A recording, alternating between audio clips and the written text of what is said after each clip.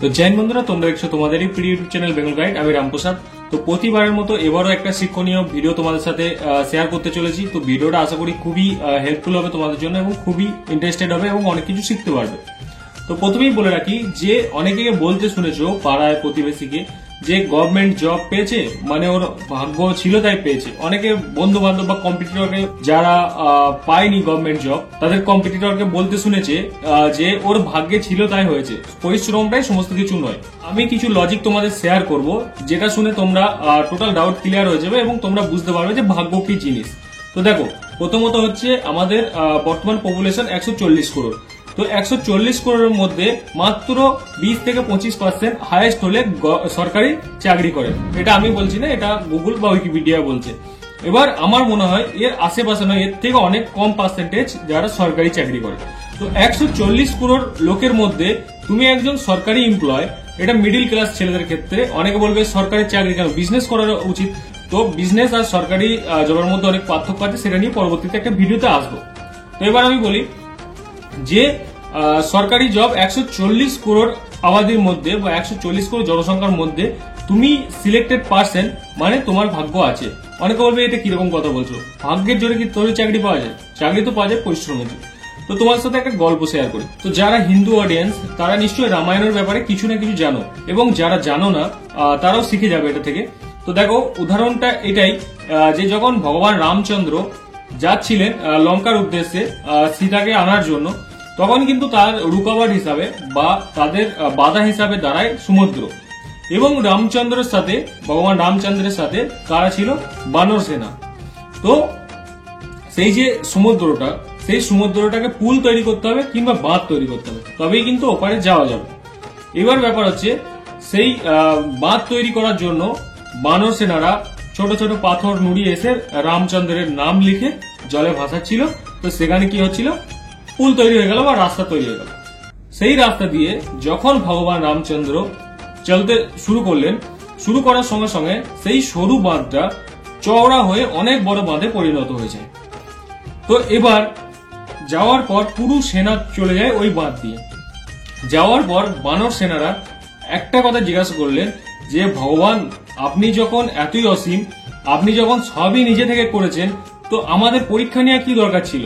মানে আমাদের দিয়ে বাঁধ তৈরি করা কি দরকার ছিল? আপনি তো পা রাখলেই সেখানে বাঁধ তৈরি হয়ে যেত। তো এটাই হচ্ছে তোমাদের লাইফের মেন পয়েন্ট। দেখো, সেই বানর সেনারা তৈরি করেছিল, তার সঙ্গে তাদের আশীর্বাদ বা কৃপা সেইটা যুক্ত হয়ে, বা সেখান থেকে ভগবান রামচন্দ্র দেখলেন যে এই সেনা তার প্রতি কতটা অনেস্ট, তার জন্য কি কি করতে পারে। খুব ক্ষুদ্র একটা স্বল্প একটা প্রাণী, তিনি যদি পরিশ্রমের মাধ্যমে রামচন্দ্রের যাওয়ার জন্য রাস্তা তৈরি করতে পারেন, তো রামচন্দ্রের জন্য তিনি কিন্তু সমস্ত কিছু করতে পারেন। তো এটা ছিল তার পরীক্ষা। সেই রকম আমাদের জীবনেও তোমাকে দেখা হয় যে তুমি যে জিনিসটা করবে, সেই জিনিসটার প্রতি তুমি কতটা মনোযোগ সহকারে, তুমি কত পার্সেন্ট তোমার দিতে পারো। তো সেই ক্ষেত্রে তুমি যে কোনো জিনিস চাইছো, যে চাকরি চাইছো, সেই চাকরির ক্ষেত্রে তুমি কত পার্সেন্টেজ সেইটার পিছনে তুমি দৌড়াচ্ছ, বা সেইটা নিয়ে খাটছো, বা সেইটা নিয়ে ভাবছো, বা তার যে কোয়ালিফিকেশন গুলো দরকার, যতটা ক্লিয়ার করা দরকার, তার থেকে তুমি কত পার্সেন্ট বেশি খাটছো।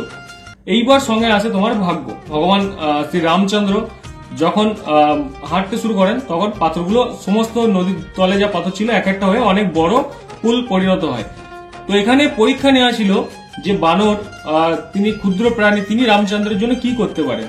তো তোমারও পরীক্ষা এটাই যে তুমি যে চাকরিটার জন্য চেষ্টা করছো বা যে চাকরিটার কথা ভাবছো, সেই চাকরিটার জন্য তুমি কতটা তোমার নিজে থেকে সমর্পণ করতে পারো, নিজে কতটা হার্ডওয়ার্ক করতে পারো। তারপরে কিন্তু সেখানে আসে কৃপা বা আশীর্বাদ। তো সেটাকেই আমরা বলি ভাগ্য। তো তোমরা আশা করি কিছু না কিছু শিখতে পারলে, কিছু না কিছু বুঝলে।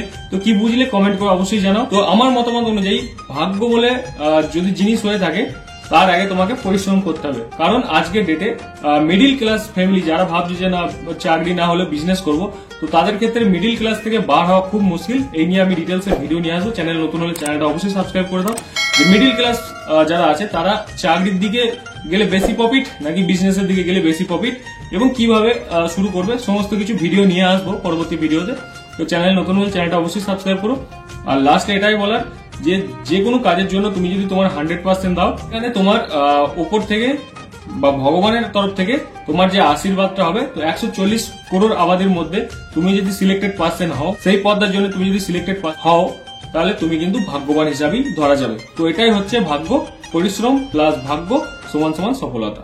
তো ভাগ্যের আগে আমরা কি ধরবো? পরিশ্রমকে ধরবো, তারপরেই কিন্তু ভাগ্য আসবে।